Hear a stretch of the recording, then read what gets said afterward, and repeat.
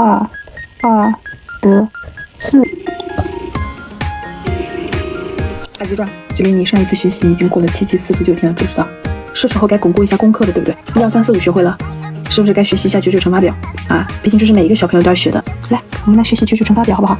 一得一，一个罐罐，2个罐罐，3个罐罐。我这刚开始念你就不想听了，学不会不要紧，态度要端正。拜拜嘞。